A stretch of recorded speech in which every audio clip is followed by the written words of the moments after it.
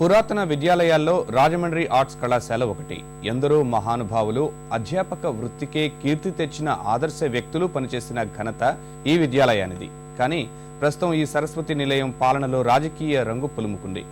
సమర్థతను పక్కన పెట్టి అనుకూల వర్గానికి అందలం ఎక్కిస్తుండటంతో కళాశాల ప్రతిష్ట మసకబారుతోంది.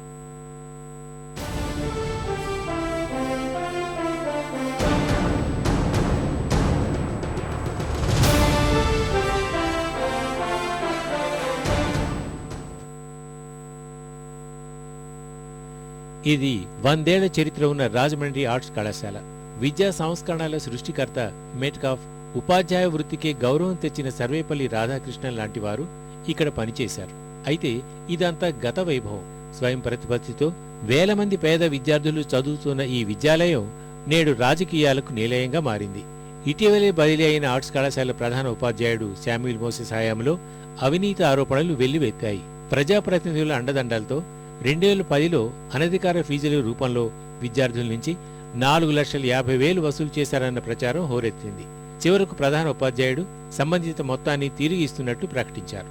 కళాశాల అభివృద్ధి నిమిత్తం కోసం తల్లిదండ్రులు కళాశాలకు ఇచ్చినటువంటి ఆ సిపిడిసి అమౌంట్స్ని తక్షణమే చెల్లించడానికి సిపిడిసి వారు కళాశాల అధ్యాపకులు నిర్ణయించడం జరిగింది. కనుక వాటిని తక్షణమే ఇచ్చివేయడానికి చర్యలు చేపడుతున్నాం. సంయుక్త కలెక్టర్ విచారణలో ఈ అక్రమాలు నిజమని తేలినా ఈయనపై చర్యలకు బదులు ఏకంగా కళాశాలల ఆర్జేడీగా నియమించారు. స్థానిక ప్రజాప్రతినిధుల అండదండలతో సీనియారిటీలో 80వ స్థానంలో ఉన్న ఈయన్ని అందరూ మెక్కించారు. ఈ వ్యవహారంపై హైకోర్టులో ప్రజాప్రయోజన వ్యాజ్యం దాఖలైంది. న్యాయస్థానం చర్యలు తీసుకోవాలని ఆదేశించడంతో ఆయన్ని బదిలీ చేస్తూ ఆదేశాలు ఇచ్చారు. ఈ అవకతవకలపై సమాచార హక్కు చట్టం కింద ప్రశ్నిస్తున్న అధ్యాపకులకు వేధింపులు తప్పడం లేదు. అయితే ఈ ఎగ్జామినేషన్ సంబంధించి ఎవిడెన్సెస్ కూడా ప్రస్తుతం ఉన్నటువంటి ప్రిన్సిపాల్ గారు మోసెస్ గారు, వారి ఆర్జేడీ కూడా, ఇప్పుడు రీజనల్ జాయింట్ డైరెక్టర్ కూడా, వారికి కూడా నేను ఎవిడెన్సెస్ సబ్మిట్ చేశాను. అయితే ఆర్షెట్ ప్రకారం నన్ను డివైడ్ చేసి నాకు ఎగ్జామినేషన్ దానికి సంబంధించిన ఏమీ ఇన్ఫర్మేషన్ ఇవ్వకుండా నన్ను రిలీవింగ్ ఆర్డర్, ట్రాన్స్ఫర్ ఆర్డర్ రెండింటిని ఒకేసారి ఇవ్వడం జరిగింది.